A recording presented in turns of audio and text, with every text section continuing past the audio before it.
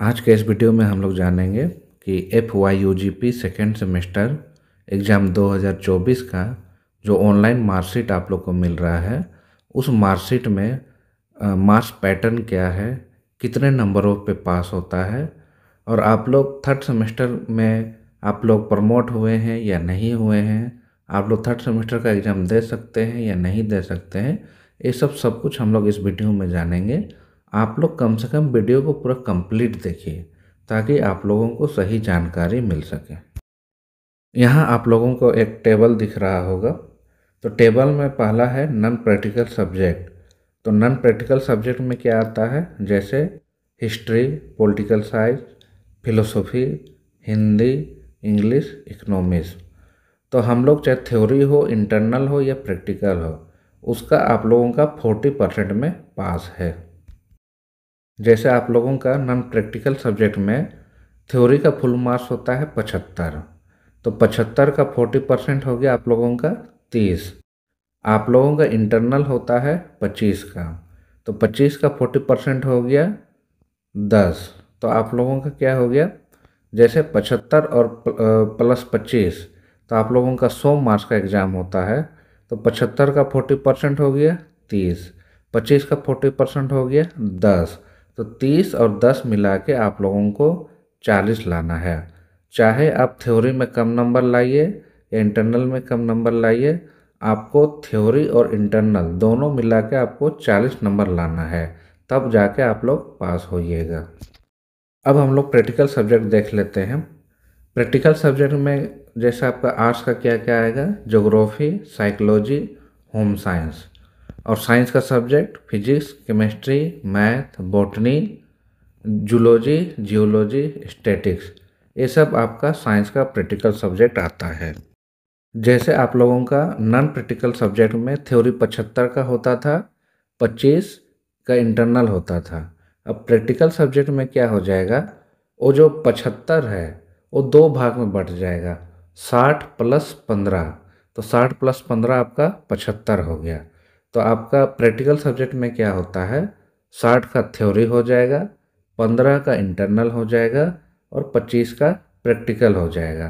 तो 60 plus 15 plus 25 आपका कितना हो गया, 100। तो अब यहाँ भी हम लोग 40% निकालेंगे।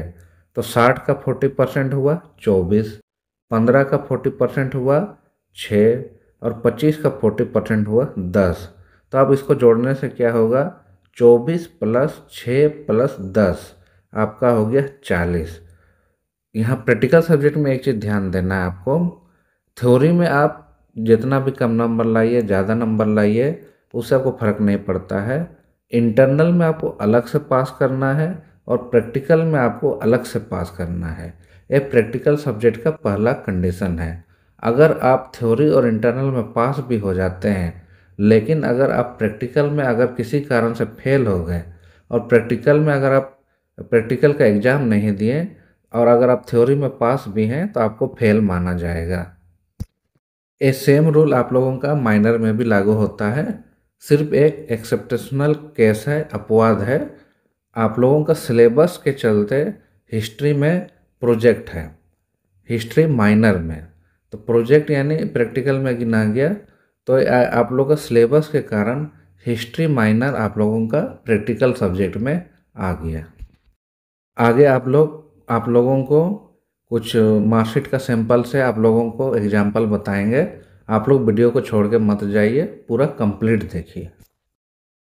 ये एक आर्ट्स का मार्कशीट है जो सैंपल के लिए है, आप लोगों को एग्जाम्पल के तौर पर समझाने के लिए है। तो देखिए, इसका मेजर है हिस्ट्री। तो जैसा कि थ्योरी आप लोगों का 75 का होता है, इंटरनल 25 का, 75 और 25 जोड़ने से हो गया आपका 100 मार्क्स का। तो अब उसका 40% में पास है। तो 75 का 40% हो गया 30, 25 का 40% हो गया 10। तो 30 और 10 मिला के आपका 40 हो गया। तो यहाँ देखिए, मेजर 2 में 53 है, पास है। मेजर 3 में 55 है, पास है। माइनर में भी आप लोगों का सेम कंडीशन अप्लाई होगा, रूल लगेगा। 75 का 40% और 25 का 40%, यानी 30 प्लस 10 40 लाना है। तो इसका माइनर में 37 है, तो ये इसमें पास नहीं है, इसको 40 लाना था। एमडीसी में आपका कोई इंटरनल प्रैक्टिकल नहीं होता है। एमडीसी आपका 75 का फुल मार्क्स होता है। तो 75 का 40% लाना है, 30 नंबर। तो यहाँ इसका इस मार्कशीट के अनुसार इसका 24 है, तो ये इसमें पास नहीं है, इसको 30 लाना चाहिए था। वैसे ही सेक पेपर का communication skills and personality development, या किसी का न्यूज़ राइटिंग भी हो सकता है, तो इसमें भी आप लोगों का 75 का 40% यानी 30 में पास है। तो यहाँ इसका 40 है, तो इस हिसाब से ये पास है। एईसीसी जो आप लोगों का इंग्लिश कंपोजिशन है, ये 50 मार्क का फुल मार्क्स होता है। तो 50 का 40% हो गया 20। तो यहाँ इसका 10 है, तो इस हिसाब से ये फेल है। यहाँ नीचे में देखिएगा रिजल्ट प्रमोटेड है, और सेमेस्टर प्रमोशन का मतलब लिखा हुआ है not eligible for next semester. मैंने इस हिसाब के, इस मार्कशीट के हिसाब से ये थर्ड सेमेस्टर में नहीं जा पाएगा और थर्ड सेमेस्टर का एग्ज़ाम भी नहीं दे पाएगा।